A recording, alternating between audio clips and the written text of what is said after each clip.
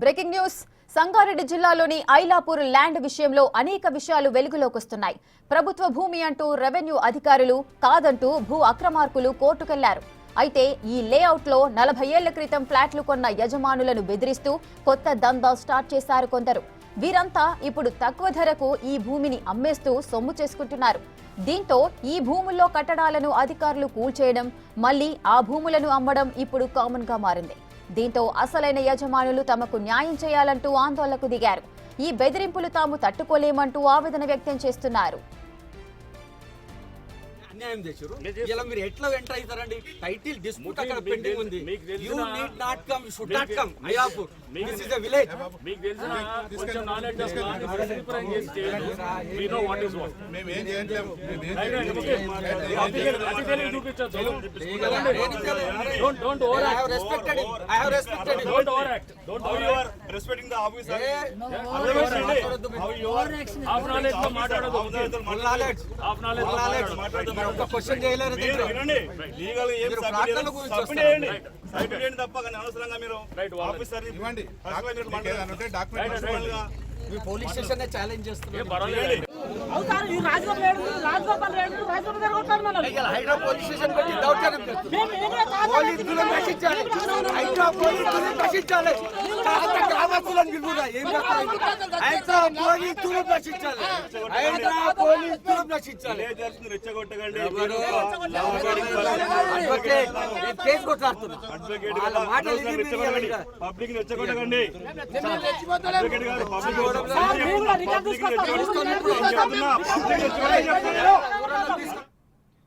బాధితుల ఆరోపణలతో హైడ్రా కమిషనర్ రంగనాథ్ ఐలాపూర్ లో భూములను పరిశీలించారు. వారి సమస్యలేంటో క్లియర్ గా అడిగి తెలుసుకున్నారు. అనంతరం వారి ప్లాట్ల ఫిజికల్ పొజిషన్ పరిశీలించారు. వారి సమస్యలను వెంటనే పరిష్కారం చూపుతానని బాధితులకు భరోసానిచ్చారు. అయితే ఇక్కడే సుప్రీంకోర్టు అడ్వకేట్ ను అంటూ ముఖీం అనే ఓ వ్యక్తి ఎంటర్ అయ్యాడు. అసలు హైడ్రాకు ఇక్కడికి వచ్చేందుకు అనుమతి లేదంటూ చిందులేశాడు.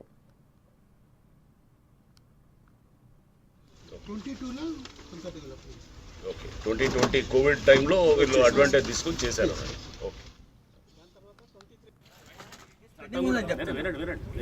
Hydraa legality government has come out with ఇదంతా ఉన్నది. అది మీకు సంబంధం లేని subject. That is legislature has taken a decision and ఏది high court will they have also entertain that. అది చూద్దాం. మీరు హైడ్రా లీగాలిటీ గురించి మీరేం మాట్లాడొద్దు. That's out of your purview. Okay, so that is within the domain of the honourable court and also పర్లేదు. మీరు తెలిసి తెలియని లా నా దగ్గర మాట్లాడొద్దు. Legality of HYDRAA is something different and this issue is different. మీరు కోర్టులో వేస్తారంటే it is your right and definite గా మీరు చట్టాన్ని మీ చట్టపరంగా ఉన్న మీ హక్కులన్నింటినీ మీరు వాడు. మేము కూడా మాకు చట్టపరంగా ఇచ్చిన బాధ్యతల్ని విధులు నిర్వహిస్తూ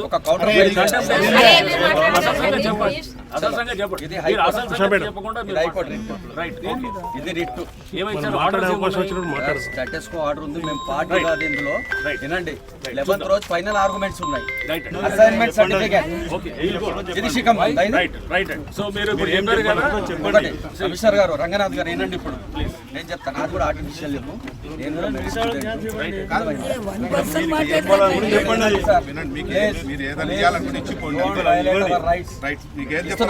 సబ్మిట్ చేస్తున్నా. నాకు నిన్న నోటీస్ వచ్చింది. ఫోన్ కెమెరా చేస్తున్నాను మండే రోజు. అయితే ఇక్కడో మరో ఆసక్తికరమైన విషయం ఉంది.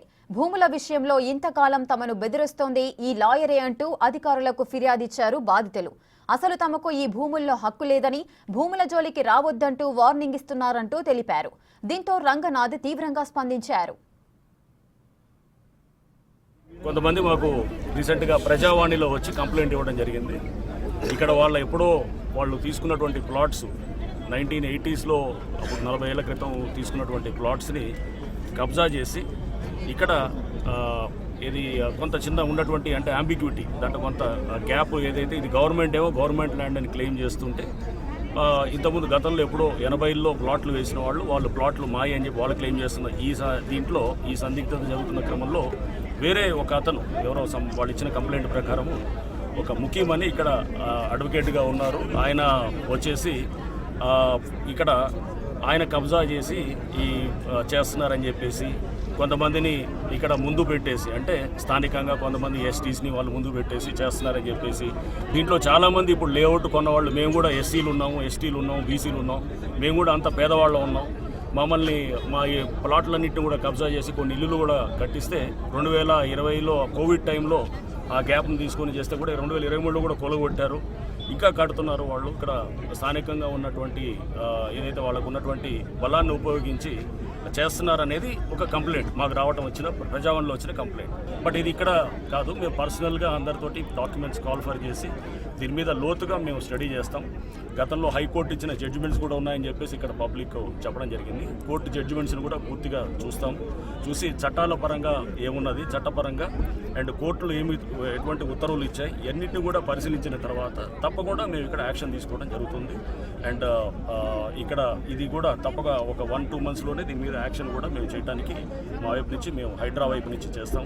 అండ్ ఇక్కడ బెదిరిస్తున్నారు, అదిరిస్తున్నారు అని చెప్పేసి ఆ కంప్లైంట్ ఉన్నాయి. అటువంటి దాన్ని తప్పకుండా హైడ్రా చాలా తీవ్రంగా తీసుకుంటుంటుంది. కొంతమంది ఇప్పుడే కాదు, గతంలో కూడా ముఖిం బాధితులను బెదిరించిన విషయం వెలుగులోకి వచ్చింది. దీనికి సంబంధించిన ఆడియో ఒకటి ఇప్పుడు బయటకొచ్చింది. ఒకసారి న్యాయవాది ముఖిం బాధితుడితో ఏం మాట్లాడుతున్నారో వినండి.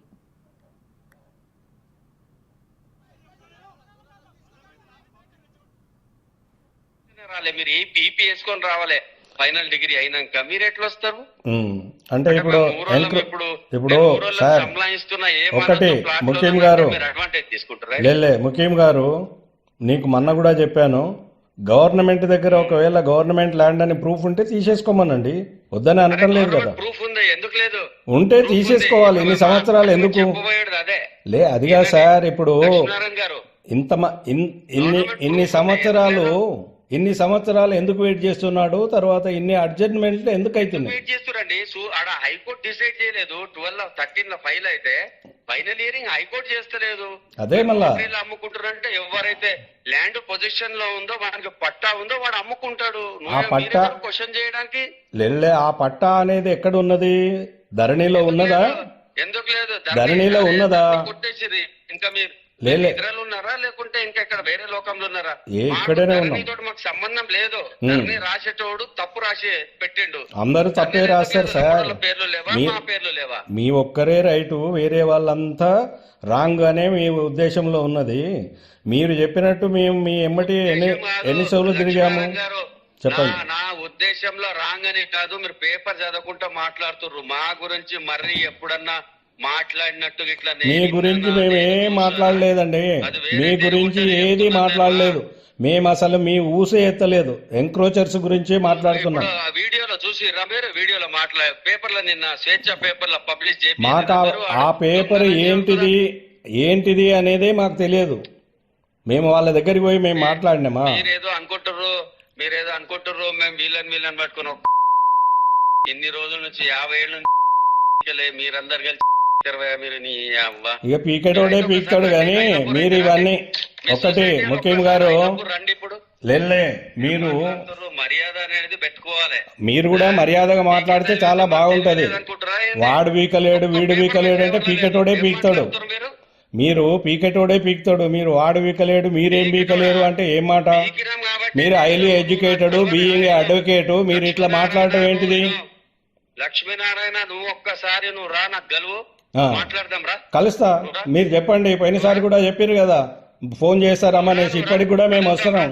నువ్వు అన్నావు కదా సిటీలో కలుద్దామని. నువ్వు రా, ఒక్కసారి రా, నాకు గెలువు. వస్తా. మీరు టైం ఇవ్వండి, రాకపోతే మాట్లాడు.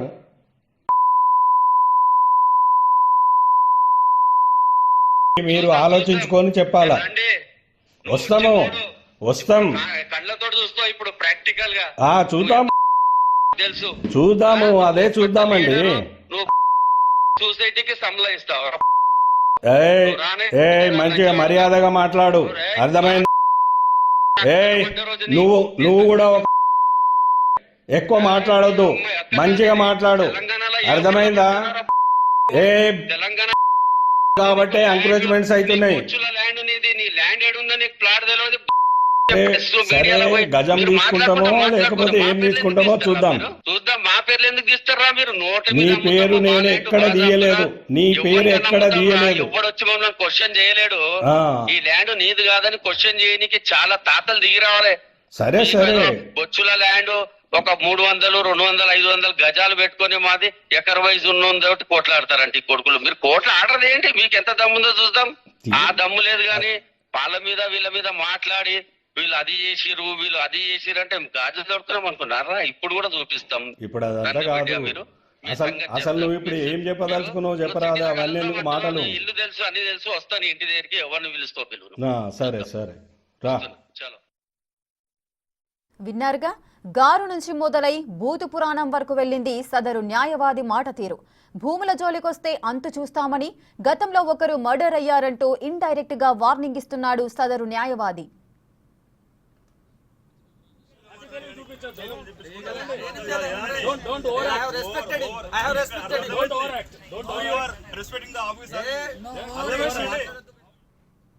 పూర్తి డీటెయిల్స్ మా ప్రతినిధి శ్రవణ్ లైవ్ లో అందిస్తారు.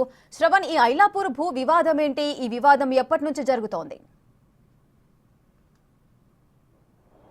అసలు ఈ సినారియో మొత్తం స్టార్ట్ కావడానికి హైడ్రా దృష్టికి ఏ విధంగా వచ్చింది చెప్పే ప్రయత్నం చేస్తా.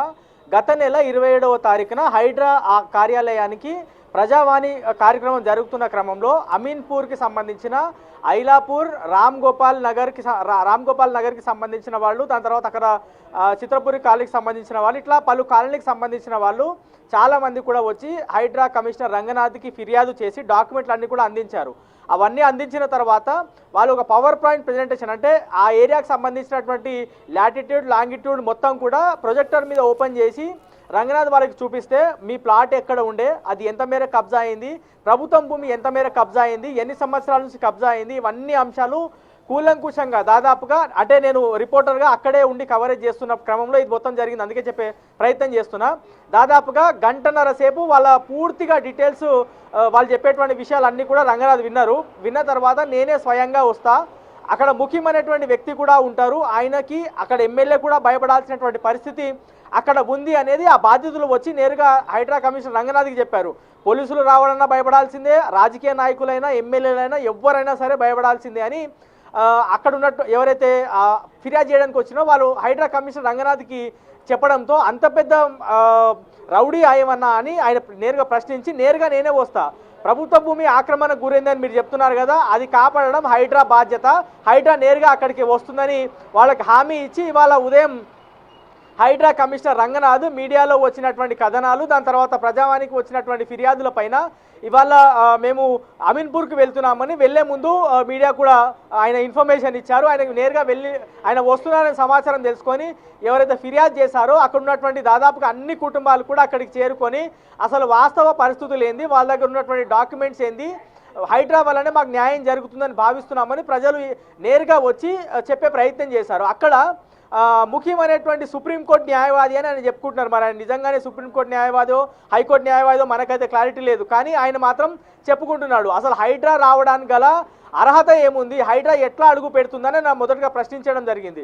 వాస్తవానికి ప్రభుత్వ భూమి కబ్జాకు గురైతే, జనాలను ఇబ్బంది పెడితే, జనాలకు సంబంధించినటువంటి భూమి అంటే ప్రభుత్వ భూమి నాలాలు కబ్జా అవుతే పూర్తి స్థాయిలో హైడ్రా వచ్చి ఆ భూమిని కాపాడేటువంటి ప్రయత్నం చేస్తుంది. అందుకే జనం ఇచ్చినటువంటి ఫిర్యాదుల మేరకు నేను నేరుగా ఇక్కడికి వచ్చా. అందుకే నేను అందరితో మాట్లాడతా, ఇక్కడ ఫిర్యాదుదారులతో మాట్లాడతా. మీకు అబ్జెక్షన్ ఉంటే ముఖ్యం గారు మీరు కూడా పూర్తి స్థాయిలో క్లారిటీ ఇవ్వండి, మీకు ఉన్నటువంటి డౌట్లు ఏంది, హైడ్రా ఇక్కడికి వస్తే మీకు వచ్చినటువంటి నష్టం ఏంది, మీరు తప్పేం చేయలేదు, ఎట్లాంటి భూమి కబ్జా చేయలేదు కదా, మీకు ఎందుకు ఇబ్బంది, మరి మీ దగ్గర ఉన్నటువంటి సమాచారం ఏంది, కబ్జాకు గురైందా గురి కాలేదా, మీరు కబ్జా చేశారా చేయలేదా, జనాలను భయపెడుతున్నారా లేదా, ఈ అంశాలు మాత్రమే చెప్పండి అనేటువంటి అంశాన్ని నేరుగా హైడ్రా కమిషనర్ రంగనాథ్ చెప్పే ప్రయత్నం చేశారు. నార్మల్గా ప్రతి చోట ఎక్కడికి వెళ్ళినా కానీ అక్కడ జనాలతో మాట్లాడడం, ఆపోజిట్ పర్సన్ వచ్చినా సరే మీకు ఏమైనా డౌట్ ఉంటే కూడా మీరు కూడా చెప్పండి, మీరు చెప్పింది కూడా నేను వింటానని రంగనాథ్ రెగ్యులర్గా అన్ని చోట్ల వెళ్ళినా కూడా ఈ విధంగానే అడుగుతారు. సో ఆ విధంగానే ఇవాళ అమీన్పూర్లో వెళ్ళి కూడా ఇదే అంశాన్ని అడిగితే ఆయన చాలా ఓవర్ యాక్షన్ చేసేటువంటి ప్రయత్నం చేశారు. మనం క్లియర్గా వినొచ్చు, రంగనాథ్ కూడా ఇదే అంశాన్ని చెప్పారు, మీరు ఓవర్ యాక్షన్ చేయొద్దు, వాస్తవాలు ఏంది, జనాలు ఇబ్బందులకు సంబంధించి ఫిర్యాదుకు సంబంధించి తెలుసుకోవడానికే మేము ఇక్కడికి వచ్చామని రంగనాథ్ చెప్పే ప్రయత్నం చేశారు. కొద్దిసేపటి క్రితమే రంగనాథ్ ఆఫీస్ నుంచి మనకు ఒక ప్రెస్ నోట్ రిలీజ్ అయింది. ఆయన చెప్పేది క్లియర్గా ఏంటంటే అమీన్పూర్ మున్సిపాలిటీలో లేఅవుట్లు కబ్జాల పైన ఎవ్వరూ ఆందోళన చెందాల్సిన అవసరం లేదు. ముఖ్యం కానీ XYZ ఇంకెవ్వరైనా కానీ సామాన్య ప్రజలకు ఎవరైనా సరే ఇబ్బంది పెడితే, ప్రభుత్వ స్థలాన్ని ఇబ్బంది పెడితే ఊరుకునేది లేదు అని చాలా స్పష్టంగా ఆయన ఒక ప్రెస్ నోట్ ద్వారా జనాలకు చెప్పేటువంటి ప్రయత్నం చేశారు. రాబోయే రోజుల్లో survey of India, AIDS survey విభాగం, హైడ్రా, రెవెన్యూ అధికారులు, దాని తర్వాత ఇతర లోకల్గా ఉన్నటువంటి మున్సిపల్ అధికారులు అందరూ సహాయం తీసుకొని పూర్తి స్థాయిలో సర్వే చేస్తా, వాస్తవం ఏంది, అవాస్తవం ఏంది, ఎవరు కబ్జా చేసినారు, ఎన్ని సంవత్సరాల నుంచి కబ్జాలో ఉంది, సుప్రీంకోర్టు అడ్వకేట్గా ఎవరు చెప్పుకొని ఏం చేస్తున్నారు, ఇవన్నీ కూడా నిజాలు రాబోయే రోజుల్లో తేల్తాయని ఆయన ఒక క్లారిటీ ఇచ్చేటువంటి ప్రయత్నం చేశారు. అయితే 40 ఏళ్ల నుంచి ఈ భూమి కబ్జాలో ఉంది. కొన్ని ప్లాట్లు అక్కడ పాపం పేదవాళ్ళు రూపాయి పోగేసుకొని అక్కడ ఆ ప్లాట్లు కొన్నారు. ఆ ప్లాట్లు మీకు సంబంధం లేదు అని ఆయన ముఖ్యమైనటువంటి వ్యక్తి వాళ్ళకి చెప్పి, దాంతోపాటు అవి వేరే పేర్ల మీద బదలాయించి ఆ ప్లాట్లను అమ్ముతున్నారు అనేది వాళ్ళు అక్కడ ఉన్నటువంటి బాధితులు చెప్తున్నటువంటి అంశం. మరి దీనిపైన ప్రస్తుతం కోర్టులో ఉంది కాబట్టి కోర్టులో పూర్తి స్థాయిలో విచారణ జరుగుతుంది. తీర్పు వచ్చిన తర్వాత right. Thank you Shravan, thanks for the details. Advantage తీసుకుని చేశారు. దాని తర్వాత 23